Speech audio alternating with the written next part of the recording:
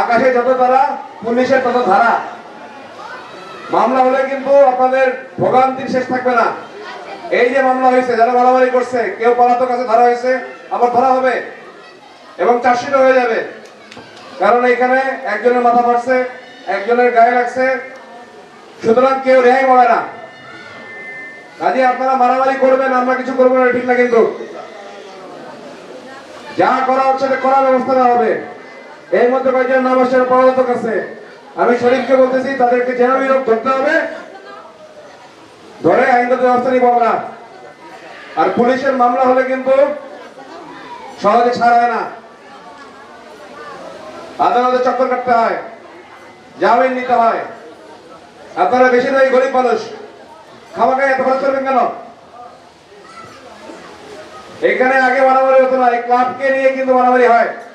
আর যদি এরপরে কেউ গাঁজা বা অন্য কোনো রকম মাদকদ্রব্য ইয়ে করে, এক জায়গায় যে পাঠায়, আমার 999 নাম্বার আছে, 999 নাম্বারের কারণে কিন্তু আমাদের তখন ছড়িয়ে চলে আসবে এবং কে খবর দিচ্ছে জানা যাবে না এবং ব্যবস্থা গ্রহণ করা হবে, হবে না?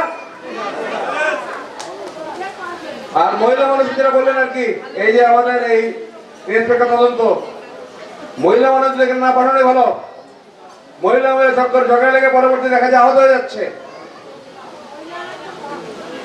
আর মেয়ে মানুষের গায়ে হাত দেওয়া সব ধরনেই কিন্তু এটা পাপ। সেটা ইসলাম হোক, হিন্দু হোক, খ্রিস্টান হোক, সবখানে বলা আছে মেয়ে মায়ের জাত, তাদের গায়ে হাত দেওয়া যাবে না। আর মেয়েরা নিজেরা ঝগড়া করবেন না।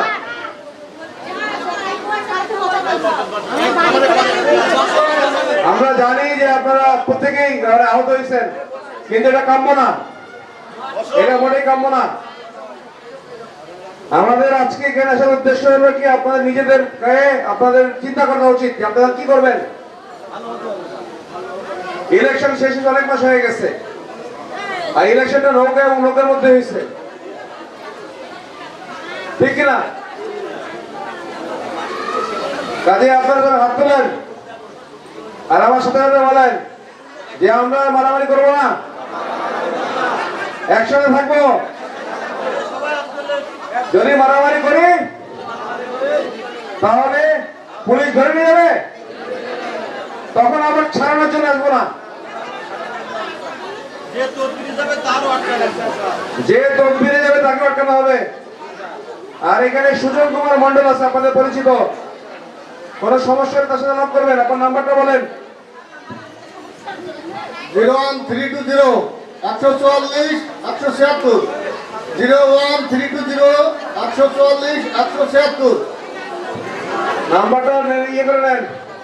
01320 হলো কি আমাদের কোড পুলিশের, 144 144 176,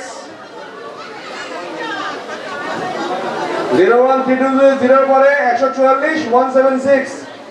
বসেন। আবার বিট অফিসার আছে, বিট অফিসারের নাম্বার কত? 01714 522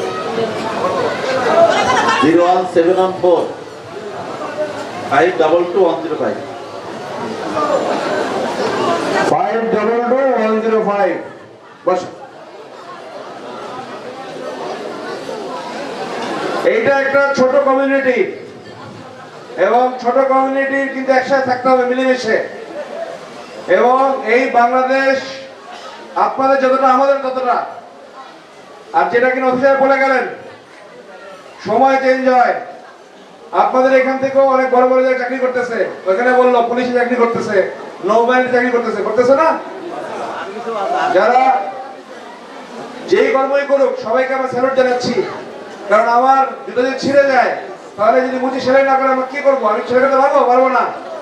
সকল পেশাই গুরুত্বপূর্ণ, কিন্তু তারপরেও আপনাদের এখান থেকে পুলিশে চাকরি করতেছে, আপনাদের এখান থেকে নৌবাহিনী চাকরি করতেছে, শিক্ষক হচ্ছে, এটা কিন্তু আপনাদেরই পরিবর্তনের ফসল, ডিজিটাল বাংলাদেশের ফসল।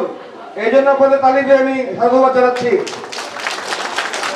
কিন্তু যদি মারামারি করেন তাহলে কোনো ছাড় হবে না।